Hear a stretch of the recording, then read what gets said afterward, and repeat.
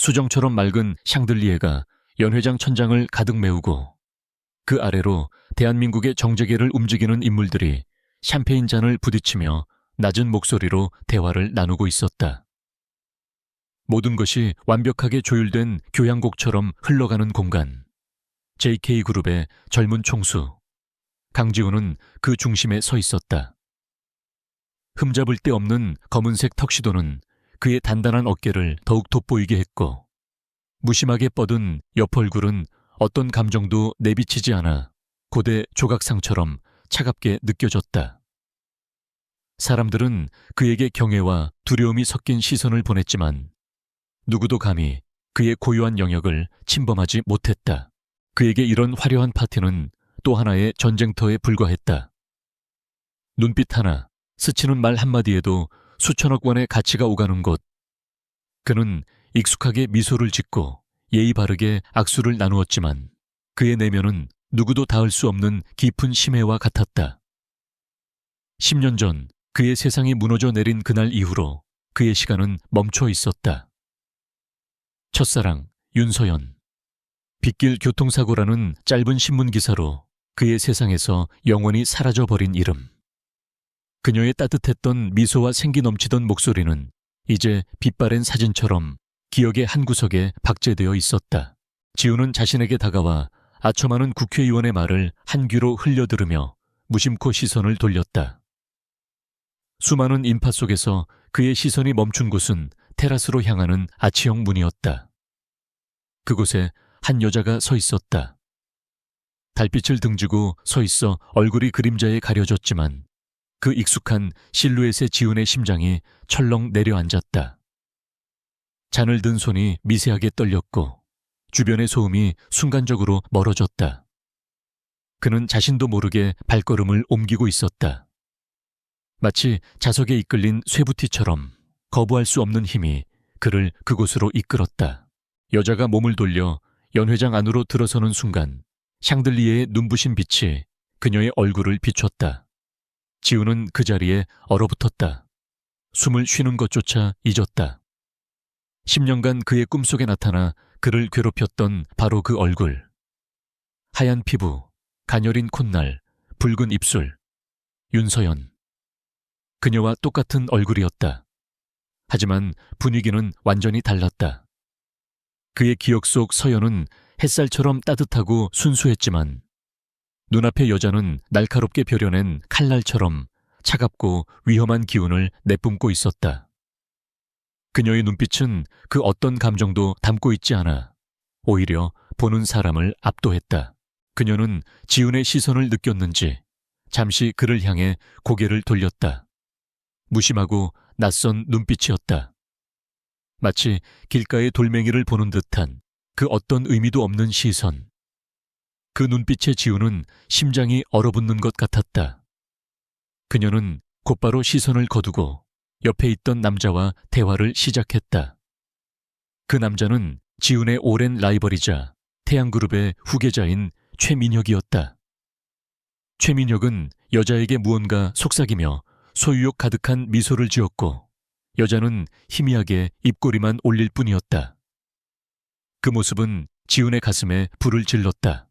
지훈은 애써 혼란을 감추고 다시 몸을 돌렸다.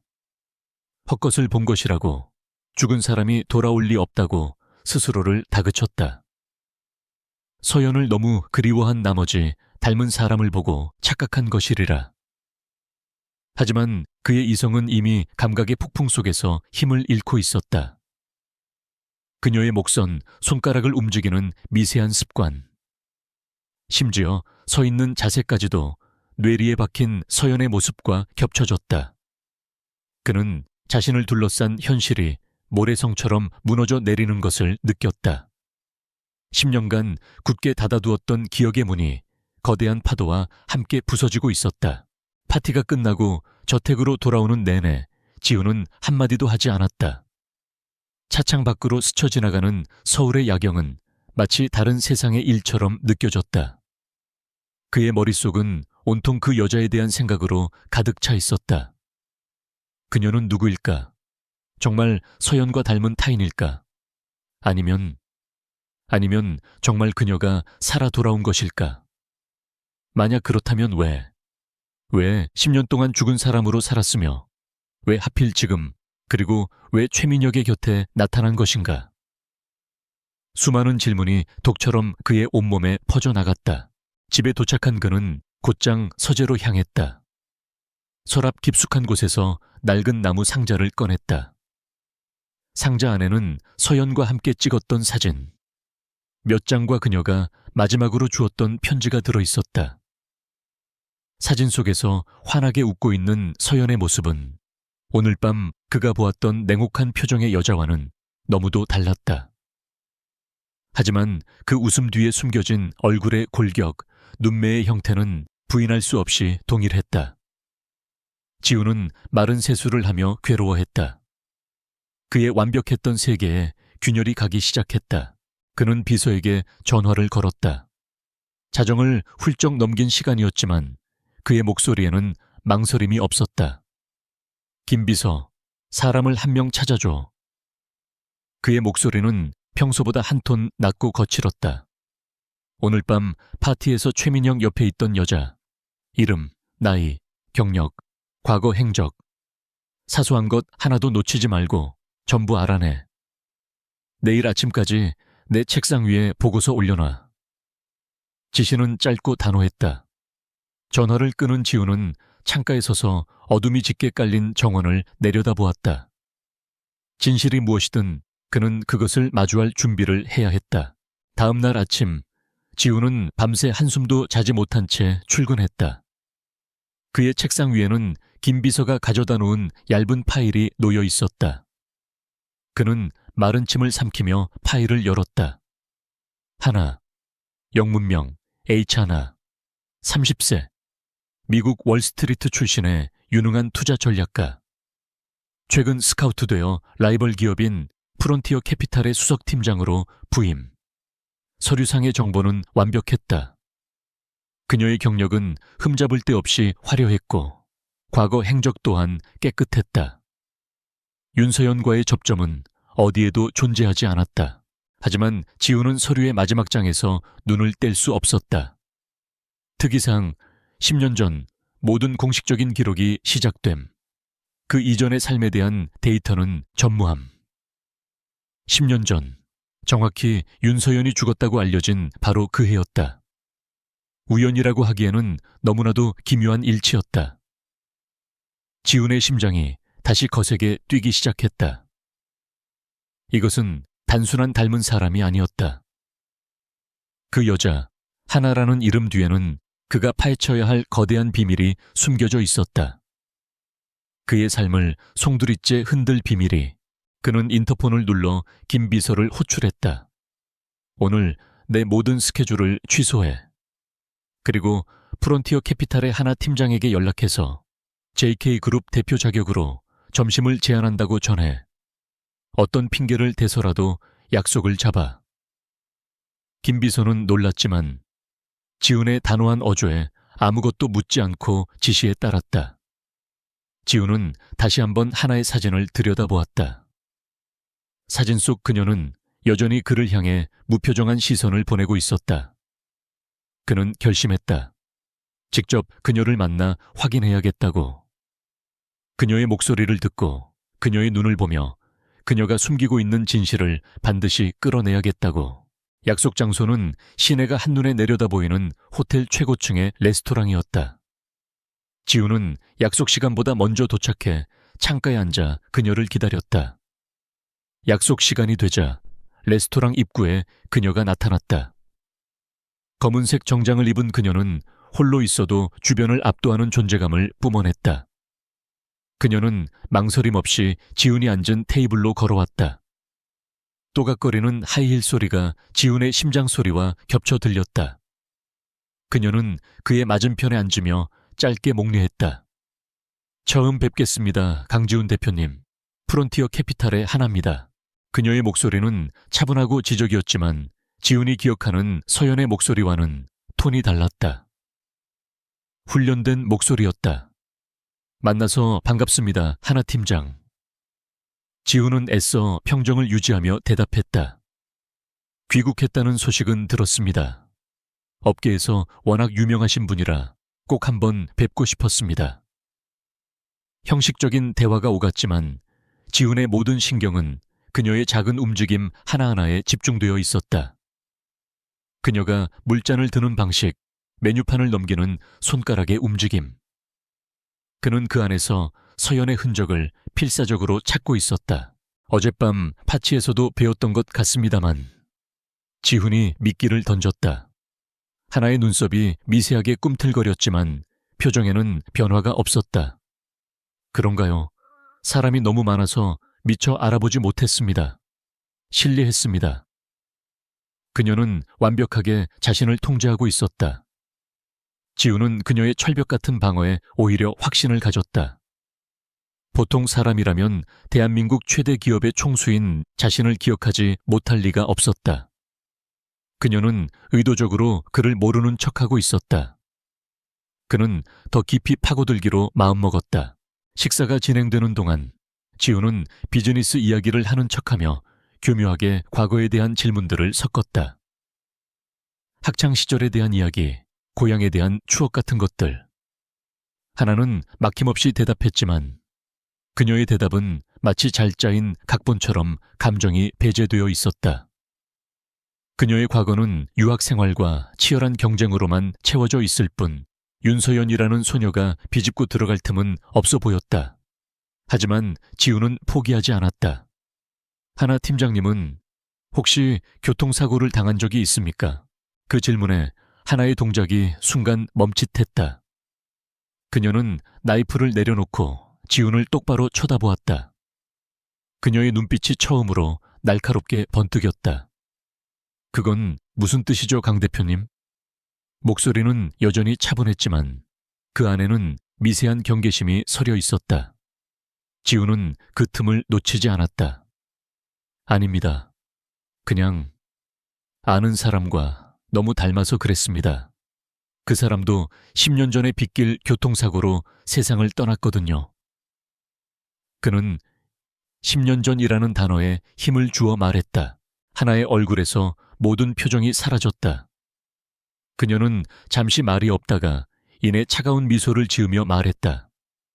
세상에는 닮은 사람이 많다고들 하죠. 대표님의 개인적인 추억에 저를 대입하지는 말아주셨으면 합니다. 그녀의 말은 정중했지만 그 안에는 날카로운 가시가 숨어 있었다. 명백한 경고였다. 더 이상 선을 넘지 말라는.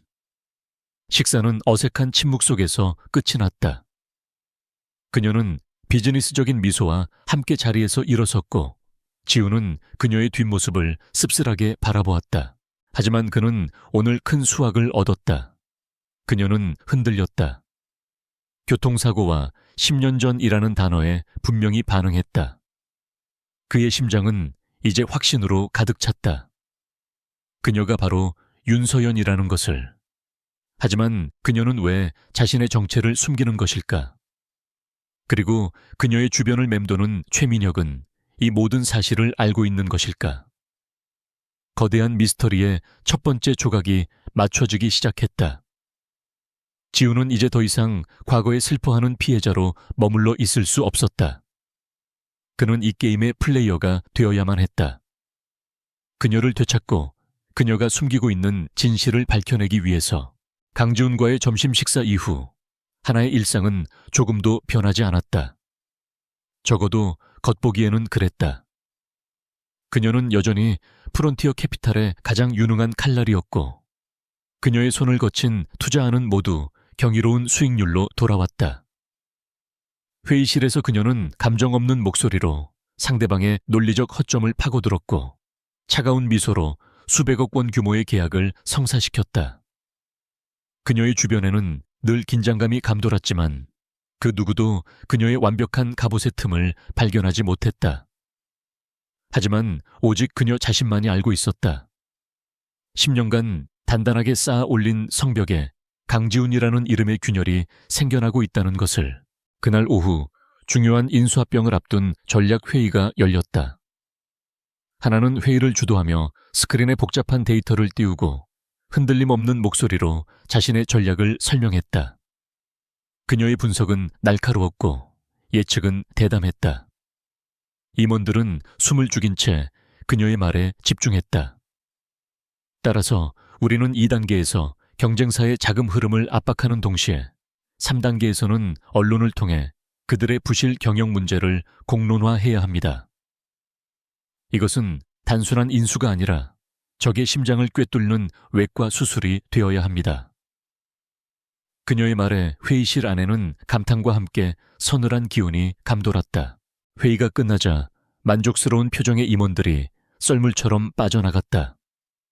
텅 빈 회의실에 혼자 남은 하나가 잠시 숨을 고르며 넥타이를 살짝 풀었을 때 문이 열리고 최민혁이 들어섰다.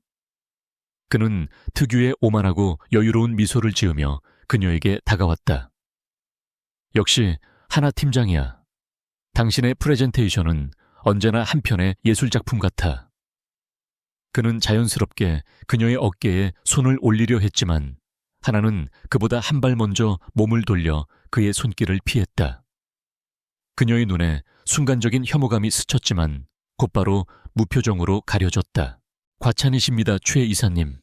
이건 예술이 아니라 전쟁입니다. 그녀의 목소리는 얼음장처럼 차가웠다. 최민혁은 잠시 굳었다가 이내 더 흥미롭다는 듯 웃음을 터뜨렸다. 전쟁이라 좋아. 그래서 내가 당신을 좋아하는 거야. 우리 둘 다 승리를 위해서라면 뭐든지 할 수 있는 종류의 인간이잖아. 안 그래? 그는 끈질기게 그녀의 옆으로 다가서며 낮은 목소리로 속삭였다. 오늘 저녁 어때? 우리가 축하해야 할 일이 생길 것 같은데. 그의 시선은 노골적으로 그녀를 훑었고 소유욕을 숨기지 않았다. 하나는 한치의 물러섬도 없이 그를 마주 보았다. 죄송하지만 선약이 있습니다.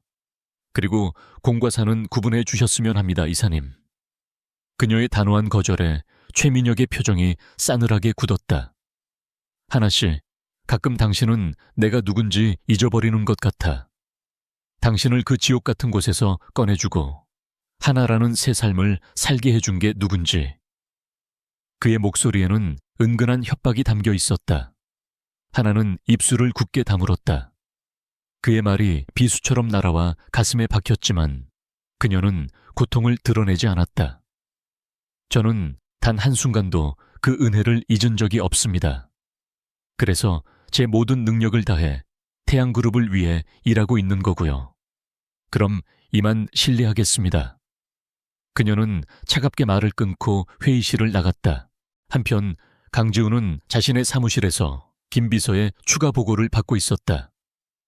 김 비서는 곤란한 표정으로 입을 열었다. 대표님, 지시하신 대로 하나 팀장의 과거를 다시 추적해 봤습니다만 벽에 부딪힌 것 같습니다.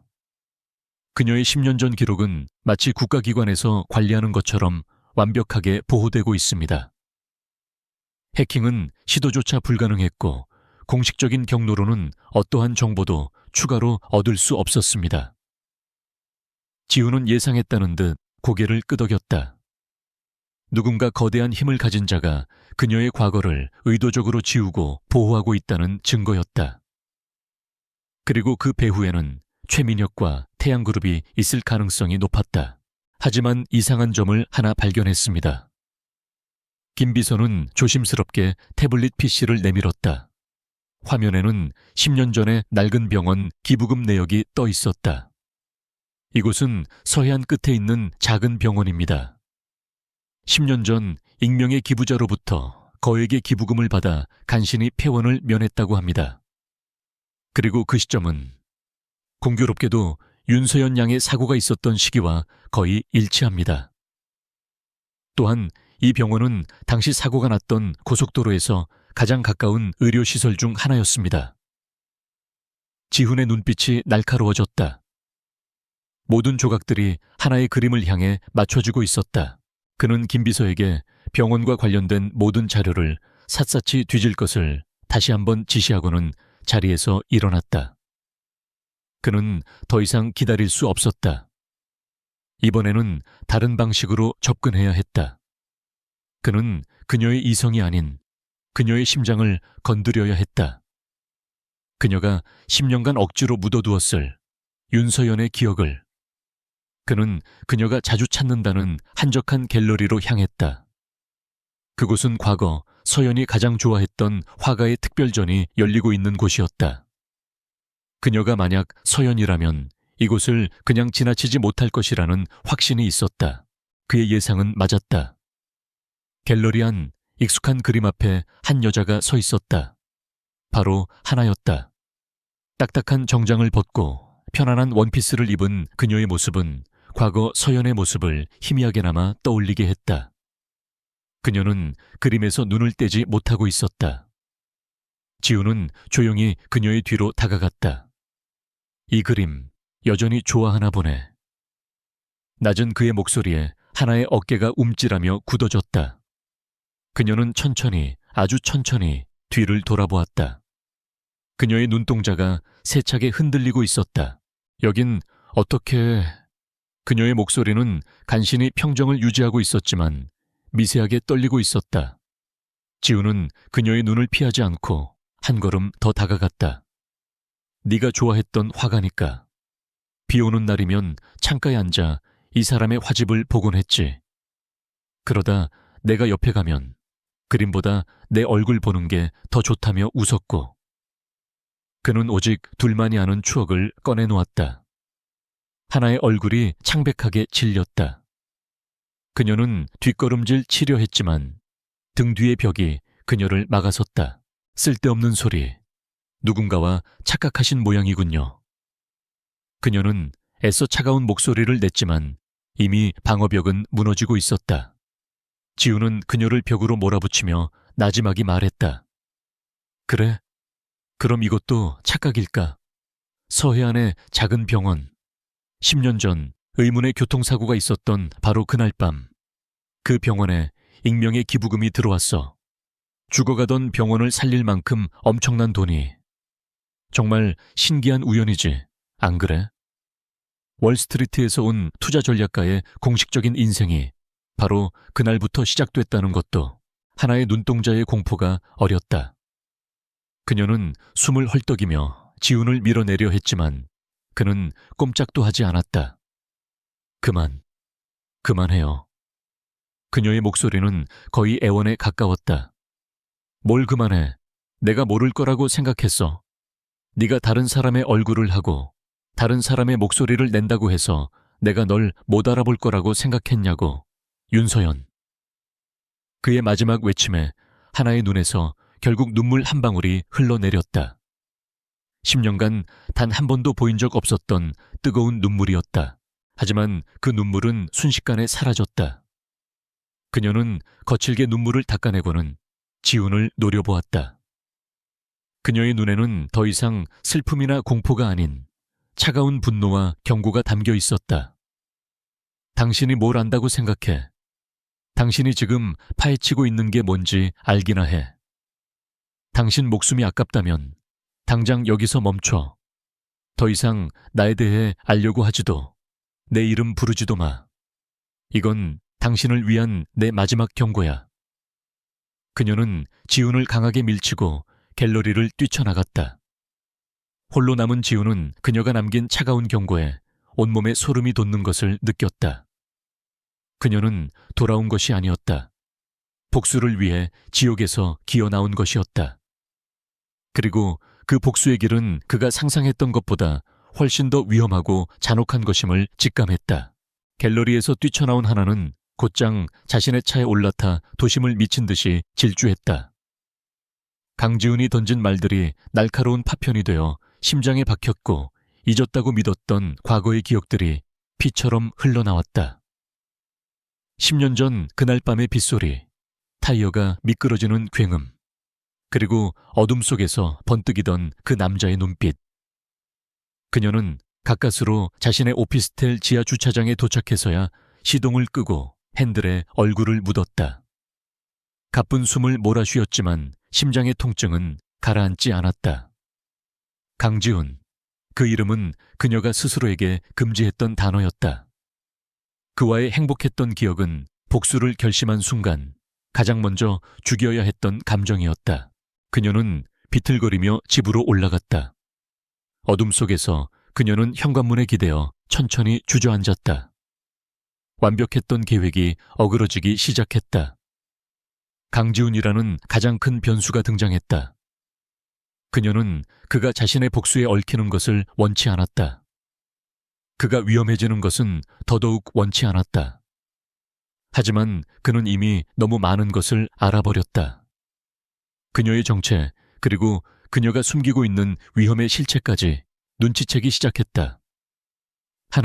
아니 윤서연은 두려웠다. 10년 만에 다시 찾아온 죽음의 그림자가 이번에는 자신뿐만 아니라 그까지 삼켜버릴 것만 같았다. 다음 날부터 지훈의 접근 방식은 바뀌었다. 그는 더 이상 그녀 앞에 나타나 섣불리 자극하지 않았다.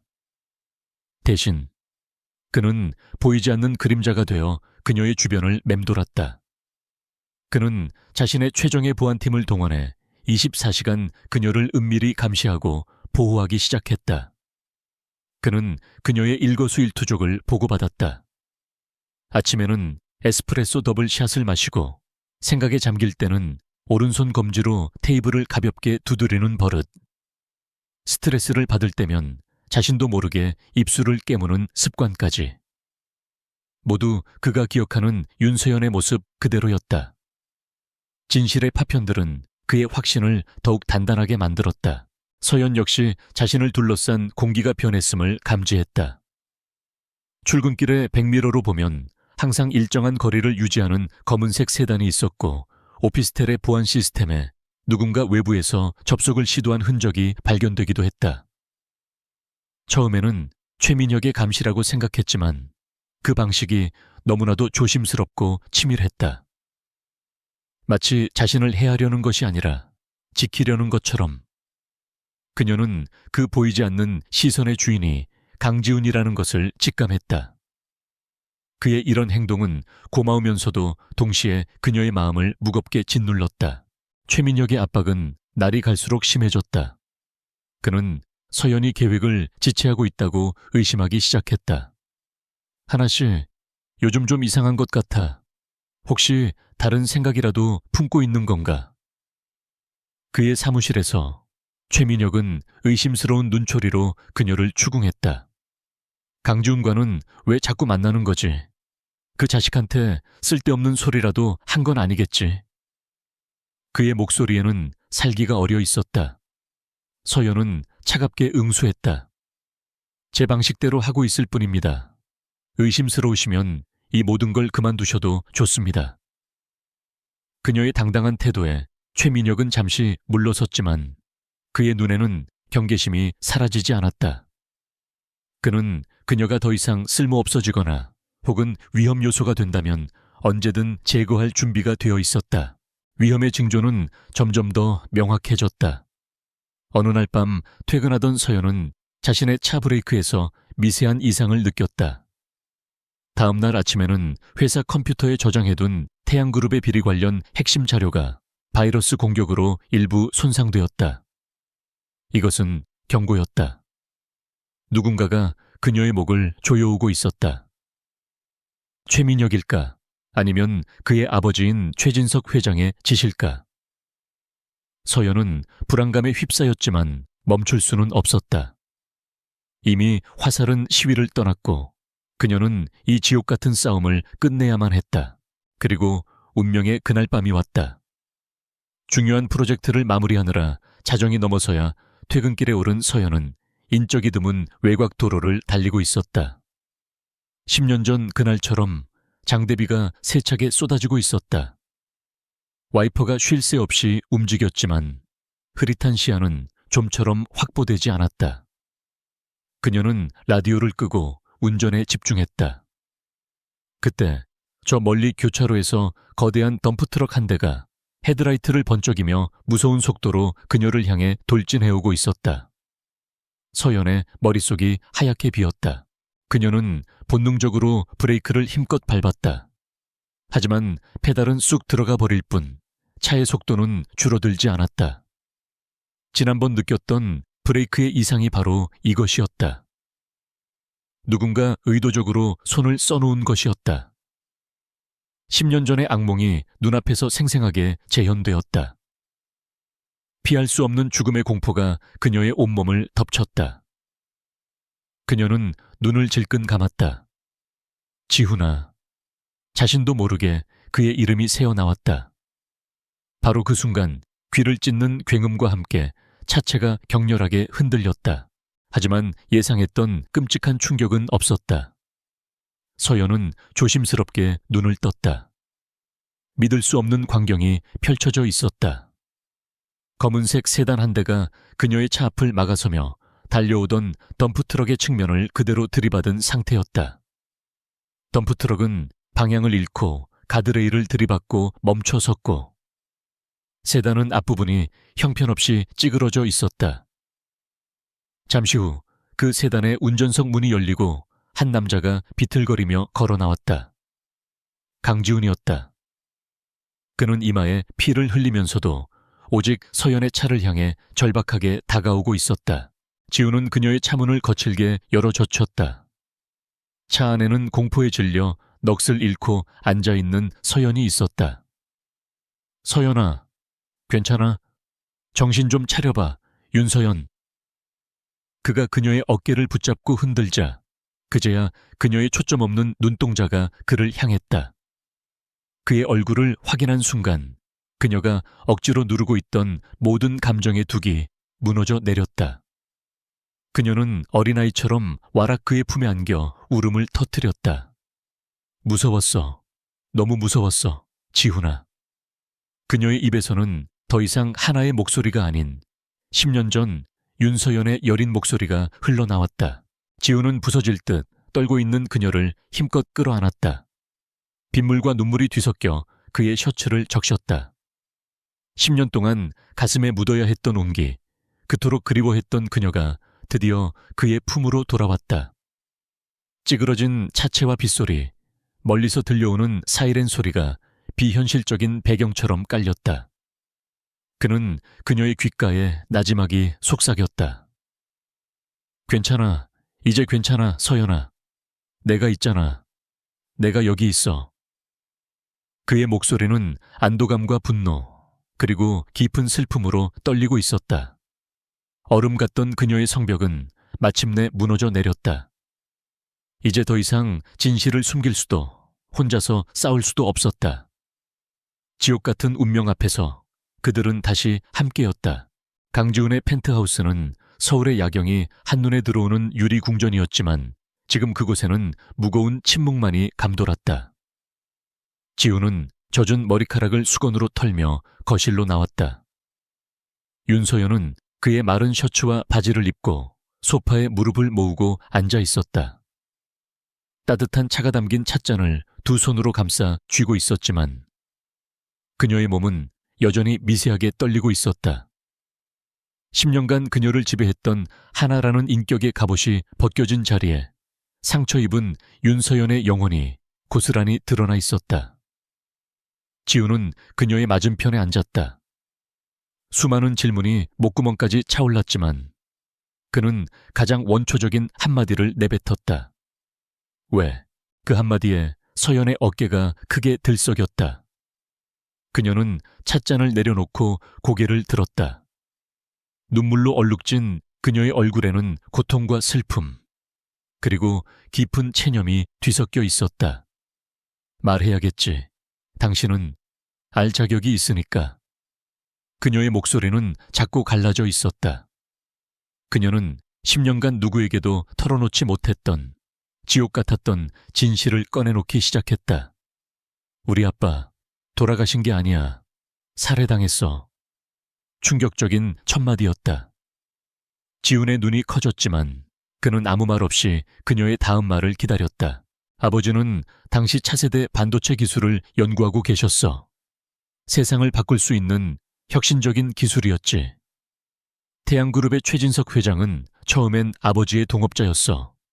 하지만 그는 기술을 독차지하고 싶어 했고 아버지가 거절하자 아버지를 산업 스파이로 몰아 회사에서 내쫓고 연구 자료를 모두 빼앗아갔어. 그녀는 주먹을 굳게 쥐었다.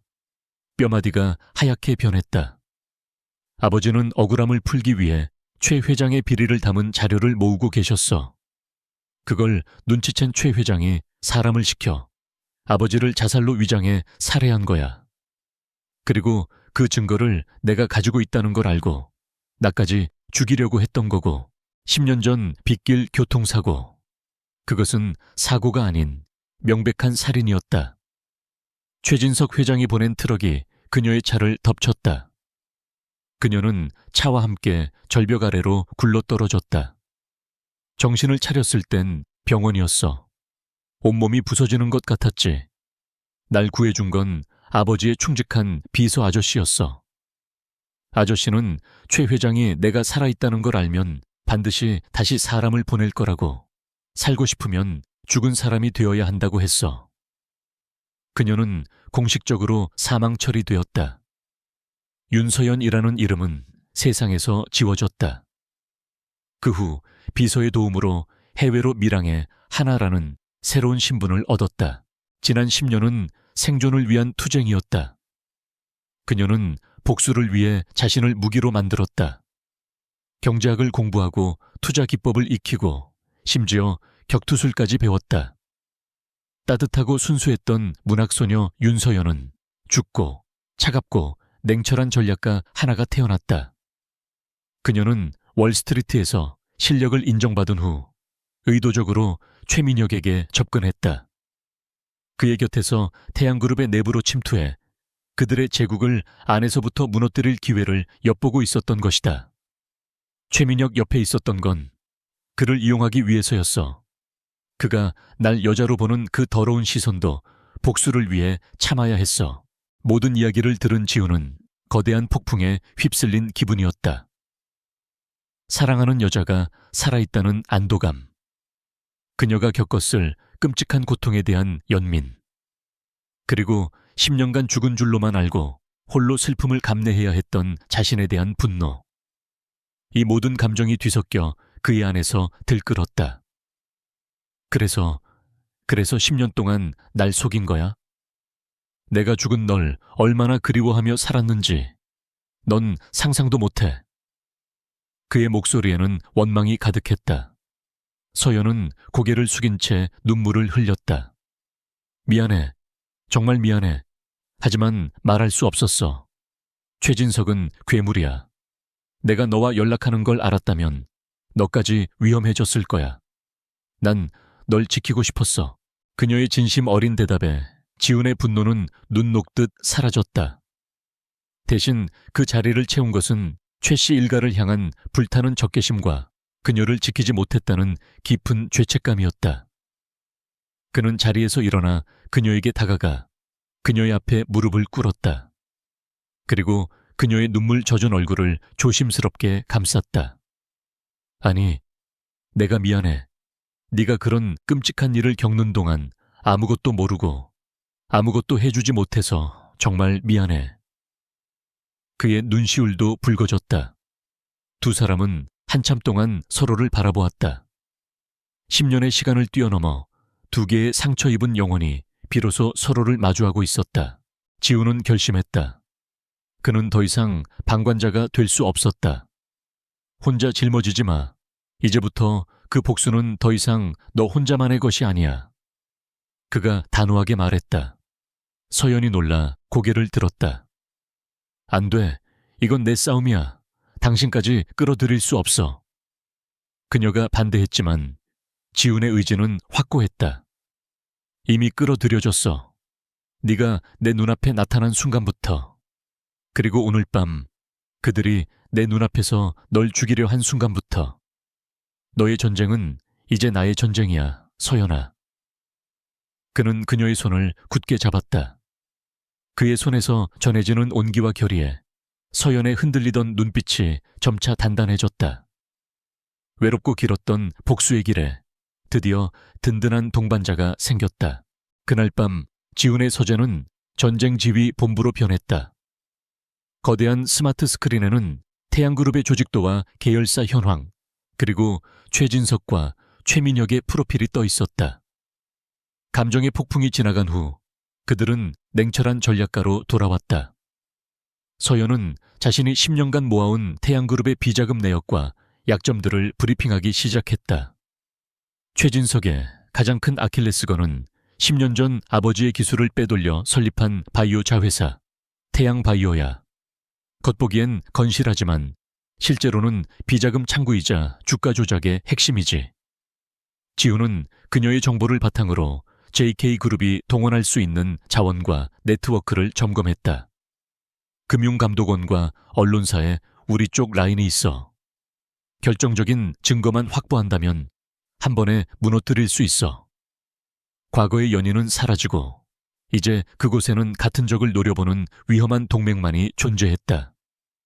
스크린에 비친 두 사람의 얼굴에는 비장한 결의가 서려 있었다. 거대한 복수의 서막이 오르고 있었다. 태양그룹의 심장부, 최진석 회장의 집무실은 바깥의 눈부신 햇살이 무색하게 차가운 어둠에 잠겨 있었다. 최 회장은 거대한 마호가니 책상 뒤에 앉아 아들인 최민혁이 내민 보고서를 읽고 있었다. 그의 미간에는 깊은 주름이 새겨져 있었고 굳게 담은 입술은 그의 심기를 고스란히 드러냈다. 보고서의 내용은 간단했다. 덤프트럭 운전사는 현장에서 사망했고 목표물이었던 하나는 감쪽같이 사라졌으며 사고 현장 근처에서 발견된 찌그러진 세단은 강지훈의 개인 경호팀 소속 차량이라는 것. 모든 정황이 하나의 끔찍한 결론을 가리키고 있었다. 강지훈, 그 애송이가 감히 내 일에 끼어들어? 최진석의 목소리는 분노로 낮게 떨렸다. 그는 손에 든 보고서를 종이장처럼 구겨 쓰레기통에 던져버렸다. 10년 전 윤서연을 처리했을 때처럼 모든 것이 완벽하게 끝날 줄 알았다. 하지만 이번에는 달랐다. 강지훈이라는 예상치 못한 변수가 나타나 모든 것을 망쳐버렸다. 최민혁은 아버지의 분노 앞에서도 평정을 잃지 않으려 애썼지만 그의 눈빛 역시 불안하게 흔들리고 있었다. 아무래도 하나가 강지훈에게 붙은 것 같습니다. 아니, 어쩌면 처음부터 그 둘이 한패였을지도 모릅니다. 최진석은 자리에서 일어나 창가로 걸어갔다. 서울의 정영이 그의 발 아래 펼쳐져 있었지만 그의 눈에는 들어오지 않았다. 그의 머릿속은 오직 하나, 아니 윤서연과 강지훈의 얼굴로 가득 차 있었다. 그 계집은 죽었어야 했어. 10년 전에 이미 끝났어야 할 일이었는데. 그는 증오에 찬 목소리로 읊조렸다. 미녀가 더 이상 시간을 끌 수 없다. 그들이 우리 목에 칼을 들이대기 전에 우리가 먼저 그들의 숨통을 끊어놔야 한다. 그의 눈이 번뜩였다. 수십 년간 정재계를 지배해온 늙은 맹수의 잔혹한 본능이 깨어나는 순간이었다. 그날 이후 JK그룹을 향한 태양그룹의 무자비한 공격이 시작되었다. 시작은 언론이었다. 최진석 회장이 수십 년간 돈으로 길들여온 언론사들이 일제히 JK그룹과 강지훈을 향해 포문을 열었다. JK그룹 불법 승계 의혹, 강지훈 대표의 문란한 사생활, JK그룹의 비밀 비자금 포착. 매일 아침 신문 한 면과 뉴스 메인 화면은 JK그룹에 대한 악의적인 기사들로 도배되었다. 사실관계가 확인되지 않은 억측과 자극적인 루머들이 여과 없이 쏟아져 나왔고 대중의 여론은 걷잡을 수 없이 악화되었다. JK그룹의 주가는 연일 폭락했다. 언론 공격과 동시에 태양그룹은 법의 칼날을 이용해 JK그룹의 목을 조여왔다. 최진석 회장과 결탁한 정치인들은 검찰과 국세청을 움직였다. JK그룹의 모든 계열사에 대해 전례 없는 강도의 세무조사와 압수수색이 시작되었다. 직원들은 검찰에 소환되어 밤샘 조사를 받아야 했고 회사의 모든 업무는 사실상 마비 상태에 빠졌다. 강지훈은 사방에서 날아드는 포탄을 막아내기 위해 24시간이 모자랄 정도로 뛰어다녔지만 보이지 않는 거대한 권력의 그물은 그를 점점 더 깊은 수렁으로 몰아넣고 있었다. JK그룹이 외부의 공격으로 흔들리는 동안 최민혁은 내부를 파고들었다. 그는 여러 개의 유령 회사를 동원해 폭락한 JK그룹의 주식을 헐값에 사들이기 시작했다. 적대적 M&A를 위한 실탄을 조용히 그리고 빠르게 비축하고 있었다. 그의 목표는 단 하나, 강지훈을 경영 일선에서 몰아내고 JK그룹을 통째로 삼키는 것이었다.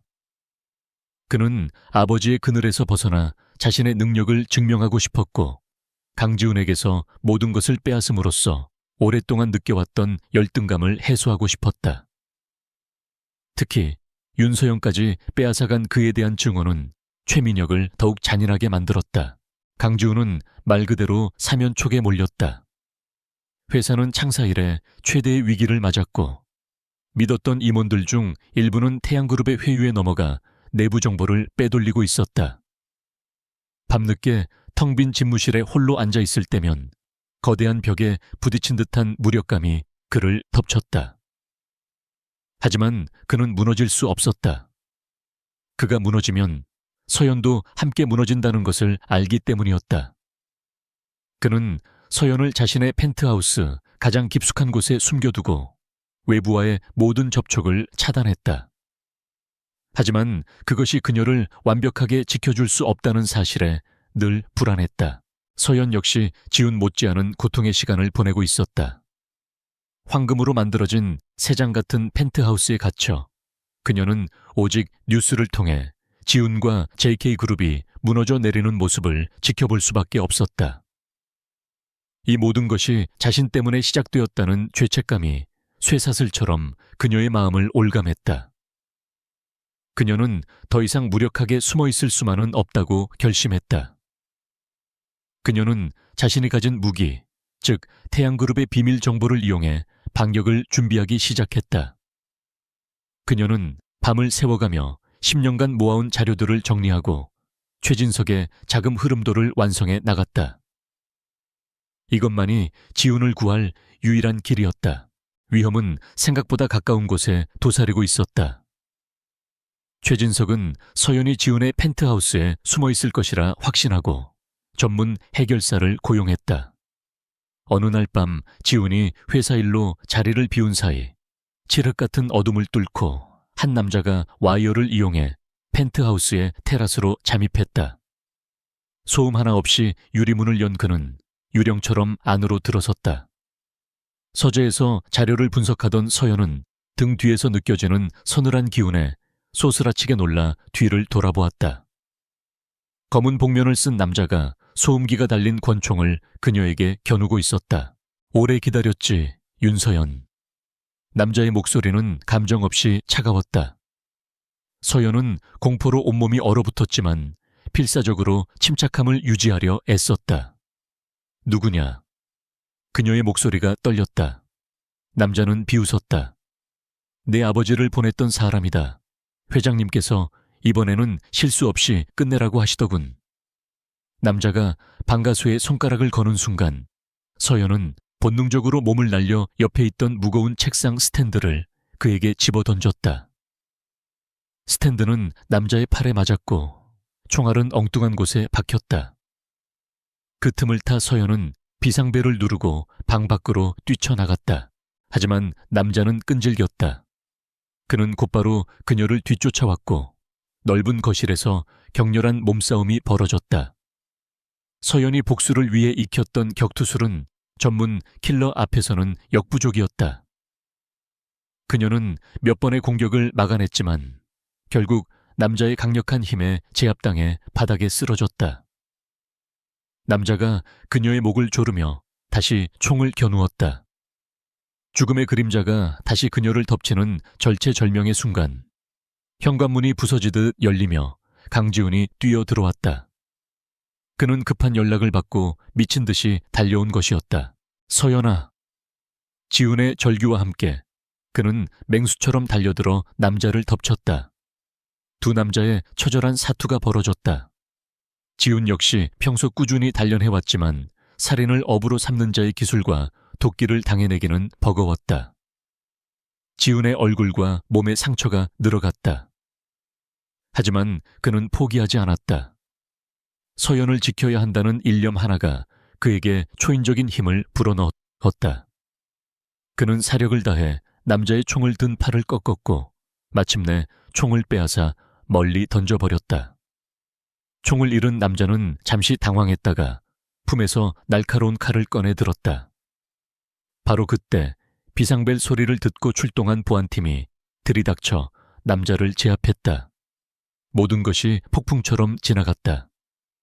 지우는 거친 숨을 몰아쉬며 바닥에 주저앉아 떨고 있는 서연에게 다가가 그녀를 힘껏 끌어안았다. 괜찮아. 이제 다 끝났어. 그의 목소리는 안도감으로 가득 차 있었지만 두 사람 모두 알고 있었다. 이것은 끝이 아니었다. 진짜 전쟁은 이제부터 시작이라는 것을. 펜트하우스에 들이닥쳤던 괴한이 남긴 상처와 혼란은 단 하룻밤 만에 강지훈과 윤서연을 다른 사람으로 만들어 놓았다. 공포와 불안이 있던 자리에는 이제 강철 같은 결의와 차가운 분노만이 남았다. 날이 밝자 지훈은 서재에 서서 밤새 정리된 상황판을 보고 있었다. 그의 곁에는 서연이 흔들림 없는 눈빛으로 서 있었다. 더 이상 수세에 몰려 방어만 할 수는 없었다. 그들이 먼저 피를 흘리게 한 이상 자비는 없었다. 그들은 선을 넘었어. 지훈이 나지막이 말했다. 이제 우리가 그들의 왕국을 잿더미로 만들어버릴 차례야. 반역의 첫 수는 서연에게서 나왔다. 그녀는 더 이상 죄책감에 시달리는 피해자가 아니었다. 10년간 갈아온 복수의 칼날을 뽑아든 여전사였다. 그녀는 암호화된 자신의 개인 서버에 접속해 지훈에게 거대한 자금 흐름도를 보여주었다. 화면에는 수십 개의 유령 회사와 해외 계좌들이 거미줄처럼 얽혀 있었고 그 중심에는 태양바이오라는 이름이 선명하게 박혀 있었다. 이게 바로 최진석의 심장이야. 10년 전 우리 아빠의 기술을 훔쳐 세운 회사지. 겉으로는 유망한 바이오 기업이지만 실제로는 그의 모든 범죄 자금을 세탁하고 정관계 로비 자금을 만들어내는 검은 금고야. 서연은 스크린의 한쪽 구석 낡은 사진 한 장을 가리켰다. 아버지와 함께 환하게 웃고 있는 젊은 연구원의 모습이었다. 박상진 이사, 아버지의 수제자였고 내가 어릴 때 삼촌처럼 따르던 분이야. 아버지가 돌아가신 후 최진석은 박 이사님을 협박해서 태양바이오의 자금 관리를 맡겼어. 그는 모든 비밀을 알고 있는 유일한 사람, 우리의 스모킹 건이야. 하지만 문제는 그가 현재 행방이 묘연하다는 것이었다. 최진석이 위험을 감지하고 그를 어딘가에 숨겨버린 것이 분명했다. 서연이 박상진 이사의 행적을 추적하는 동안 지훈은 자신의 전장에서 싸움을 시작했다. 그는 먼저 자신에게 등을 돌렸던 언론을 역이용하기로 했다.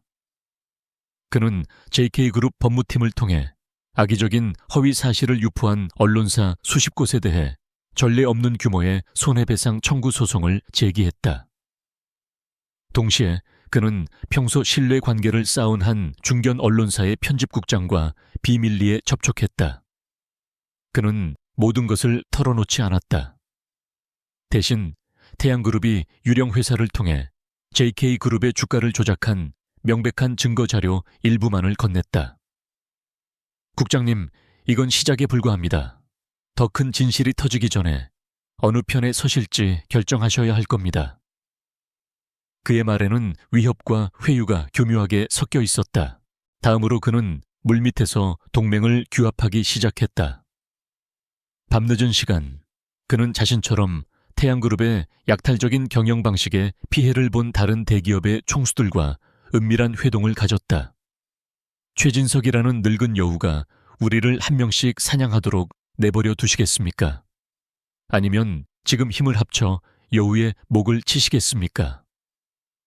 처음에는 주저하던 그들도 지훈이 제시한 태양그룹의 몰락 이후에 대한 청사진과 그의 확신에 찬 태도에 점차 흔들리기 시작했다.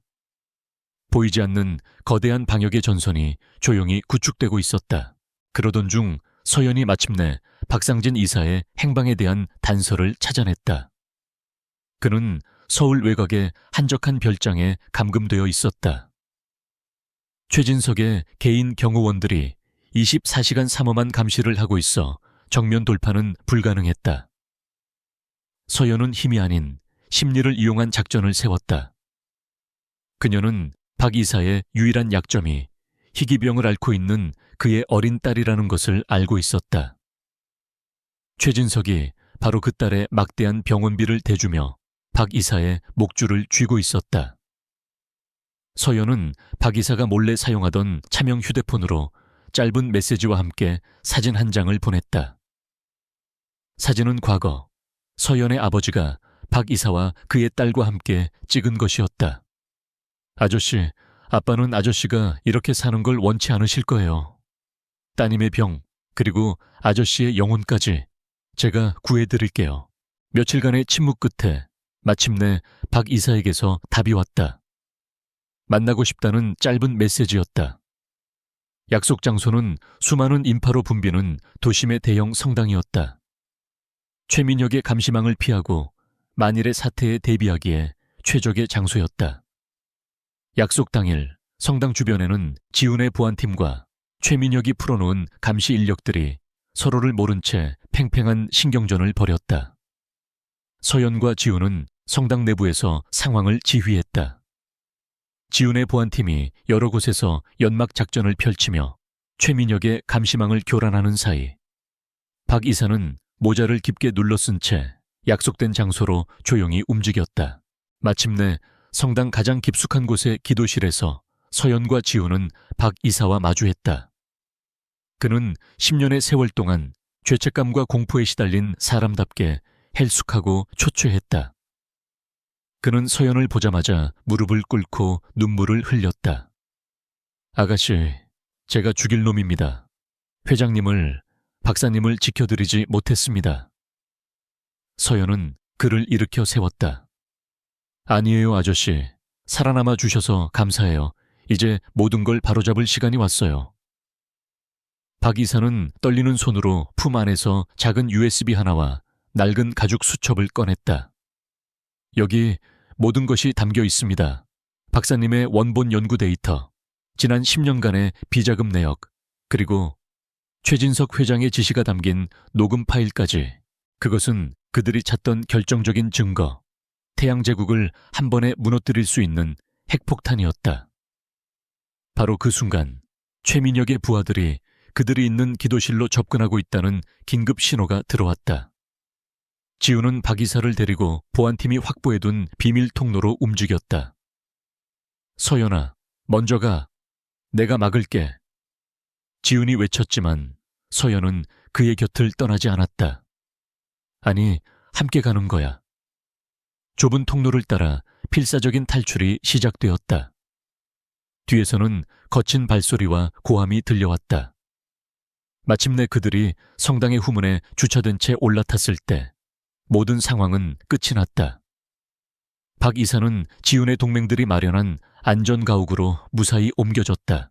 안전가옥으로 향하는 차 안에서 서연과 지훈은 말없이 서로의 손을 잡았다.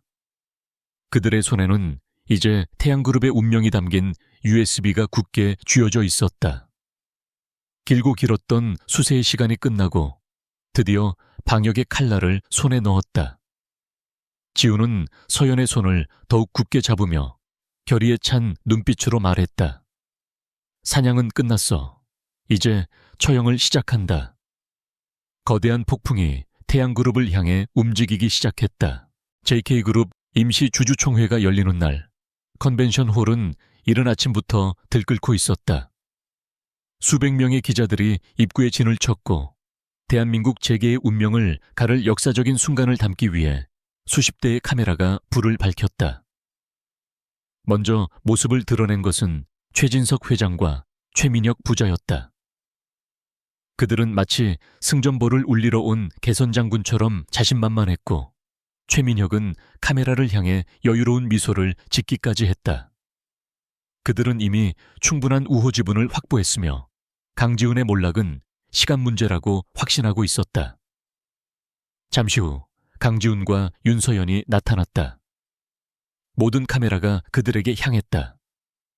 강지훈은 흔들림 없는 표정이었고 그의 곁에 선 서연. 아직 세상에는 하나로 알려진 그녀는 오히려 상대를 압도하는 냉철한 카리스마를 뿜어냈다. 주주총회에 막이 올랐다. 의장석에 앉은 최민혁 측 인사가 회의 시작을 알렸다. 최민혁은 의기양양하게 단상에 올라 준비해온 연설문을 읽어 내려갔다. 그는 강지훈의 경영 실패와 도덕적 해이를 날카롭게 비판하며 언론에 유포된 거짓 스캔들을 기정사실처럼 포장했다. 존경하는 주주 여러분, 우리는 더 이상 무능하고 부패한 경영인에게 JK그룹의 미래를 맡길 수 없습니다. 저 최민혁, 태양그룹의 모든 역량을 동원해 JK그룹을 정상화시킬 것을 약속드립니다. 그는 강지훈 대표의 해임안을 정식으로 발의했고 장내에는 미묘한 술렁임이 일었다. 일부 주주들은 이미 태양그룹 측에 포섭되어 동조의 목소리를 냈고 상황은 최 씨 부자에게 유리하게 흘러가는 듯 보였다. 표결이 시작되기 직전 강지훈이 조용히 자리에서 일어나 단상으로 향했다. 장내의 모든 시선이 그에게 쏠렸다. 그는 자신에게 쏟아지는 비난에 대해 해명하지 않았다. 대신 그는 낮고 힘있는 목소리로 말했다. 표결에 앞서 주주 여러분과 이 자리에 계신 모든 분들이 반드시 알아야 할 진실이 있습니다. 이것은 단순히 JK그룹의 경영권에 대한 이야기가 아닙니다. 대한민국 경제의 근간을 뒤흔드는 거대한 범죄에 대한 고발입니다. 그의 말이 끝나자마자 단상 뒤에 거대한 스크린이 환하게 켜졌다. 장내는 숨막히는 정적에 휩싸였다. 첫 번째 화면에 나타난 것은 거미줄처럼 얽힌 태양그룹의 비자금 네트워크였다. 마이크를 잡은 것은 서연이었다. 프론티어 캐피탈의 하나입니다. 지금부터 여러분은 대한민국 역사상 가장 추악한 금융범죄의 실체를 목격하시게 될 겁니다. 그녀는 얼음처럼 차가운 목소리로 태양바이오를 중심으로 한 최진석의 자금 세탁 방식과 주가 조작의 전 과정을 하나씩 설명해 나갔다. 월스트리트 최고 전략가의 명성에 걸맞은 그녀의 분석은 날카롭고 논리 정연했으며 그 누구도 이 일을 제기할 수 없었다. 최진석의 얼굴이 굳어지기 시작했다. 두 번째 영상은 그들에게 날리는 결정타였다. 화면에 박상진 이사의 초췌한 얼굴이 나타났다. 그는 카메라 앞에서 눈물을 흘리며 지난 10년간 자신이 저지른 죄와 그 뒤에 있었던 모든 진실을 고백했다.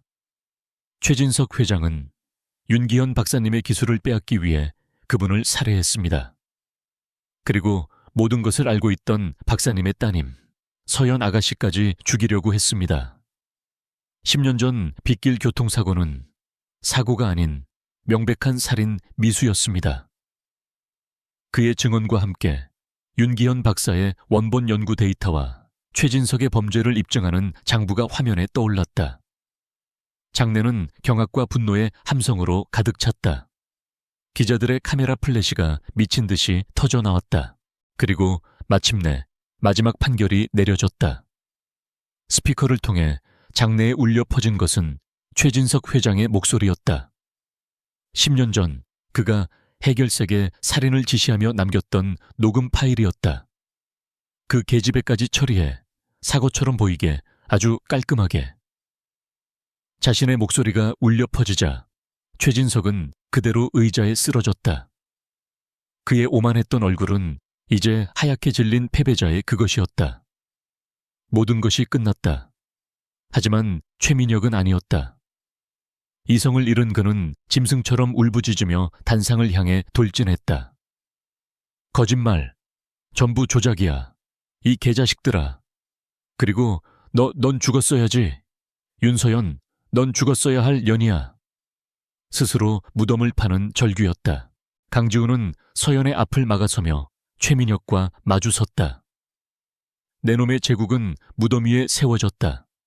그리고 오늘 바로 그 무덤으로 돌아가게 될 거다. 지훈의 차가운 선고에 최민혁은 주먹을 휘두르려 했다. 바로 그 순간 총 회장의 문이 열리며 검사들과 수사관들이 들이닥쳤다. 그들은 혼란을 뚫고 곧장 최 씨 부자에게 다가가 차가운 목소리로 체포 영장을 낭독했다. 살인교사, 횡령, 배임, 주가 조작. 수십 년간 쌓아 올린 태양이라는 거대한 제국이 한순간에 무너져 내리는 순간이었다. 최진석과 최민혁은 수많은 카메라 앞에서 수갑이 채워진 채 비참하게 끌려나갔다. 모든 것이 폭풍처럼 지나가고 총 회장은 아수라장이 되었다. 강지훈은 텅 빈 단상 위에 서서 그 광경을 말없이 내려다보았다. 그는 곁에 있는 서연의 손을 찾아 굳게 잡았다. 길고 길었던 전쟁이 마침내 끝이 났다. 그는 서연을 바라보았다. 복수를 위해 자신을 감췄던 냉철한 전략가 하나의 모습은 온데간데 없었다. 그의 눈앞에는 슬픔이 아닌 깊은 안도와 해방감의 눈물을 흘리고 있는 진짜 윤서연이 서 있었다. 10년의 세월을 뛰어넘어 정의는 마침내 그들의 손으로 실현되었다. 폭풍이 지나간 후 서울은 언제나처럼 분주한 아침을 맞이했다. 하지만 재계의 풍경은 완전히 달라져 있었다. 태양그룹이라는 거대한 제국은 주인을 잃고 공중분해될 위기에 처했고 최진석과 최민혁 부자는 법의 심판대 위에서 자신들이 저지른 죄의 무게를 감당해야 했다. 언론은 연일 그들의 재판 과정을 대서특필했고 그들의 몰락은 권력의 허망함을 보여주는 한편의 서사시처럼 대중에게 소비되었다. 반면 JK그룹은 강지훈의 탁월한 위기관리 능력 아래 빠르게 안정을 되찾았다. 진실이 밝혀진 후 여론은 돌아섰고 주가는 이전보다 더 높은 곳을 향해 날아올랐다. 모든 것이 제자리를 찾아가는 듯 보였다. 몇 달 후 지훈과 서연은 한적한 시골 마을에 있는 작은 집에 머물고 있었다. 그곳은 10년간의 싸움으로 지친 서연을 위한 지훈의 배려였다. 화려한 펜트하우스도 긴박한 상황실도 없는 곳. 아침이면 새소리가 들리고 창밖으로는 사계절의 변화가 그림처럼 펼쳐지는 평범한 공간이었다. 전쟁은 끝났지만 그들의 마음에는 아직 지워지지 않은 흉터가 남아 있었다.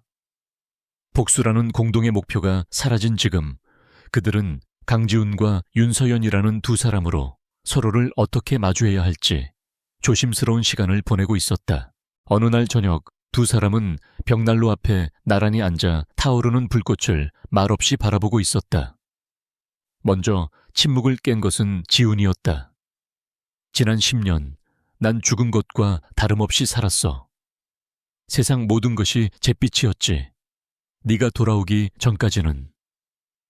그의 목소리는 담담했지만 그 안에는 깊은 고독의 무게가 실려 있었다. 네가 나타나고 모든 것이 혼란스러워졌지만 이상하게도 세상이 다시 색깔을 되찾은 기분이었어. 널 다시 잃을까봐 두려웠고 널 지키기 위해 싸우면서 내가 살아있다는 걸 느꼈어. 그는 서연의 손을 조심스럽게 잡았다. 서연은 그의 손을 마주 잡으며 희미하게 미소 지었다. 나는 내가 누구인지 잊어버렸었어. 10년 동안 윤서연은 죽고 하나라는 복수의 화신만이 살았지. 증오가 내 삶의 유일한 이유였어. 그런데 전쟁이 끝나고 나니 뭘 해야 할지, 어떻게 살아야 할지 하나도 모르겠더라. 그녀의 눈에 옅은 불안감이 스쳤다. 하나의 갑옷을 벗은 윤서연은 너무나도 약하고 상처투성이야. 예전의 나로 돌아갈 수 있을까? 그녀의 솔직한 두려움에 지훈은 그녀를 자신의 품으로 끌어당겨 부드럽게 안아주었다. 돌아갈 필요 없어. 예전의 윤서연도 지금의 너도 모두 내가 사랑하는 사람이니까. 우리는 그냥 지금부터 다시 시작하면 돼. 며칠 후 그들은 함께 서연의 아버지가 잠들어 계신 추모공원을 찾았다. 맑게 갠 가을 하늘 아래 잘 가꿔진 묘비 앞에 선 서연은 국화꽃 한 다발을 내려놓았다. 그녀는 오랫동안 아버지의 사진을 바라보다가 마침내 입을 열었다. 아빠, 저 왔어요. 너무 늦었죠. 아빠의 억울함, 이제 제가 다 풀어드렸어요. 하늘에서는 이제 편히 쉬세요. 그녀의 목소리는 담담했지만 두 뺨 위로는 뜨거운 눈물이 흘러내렸다.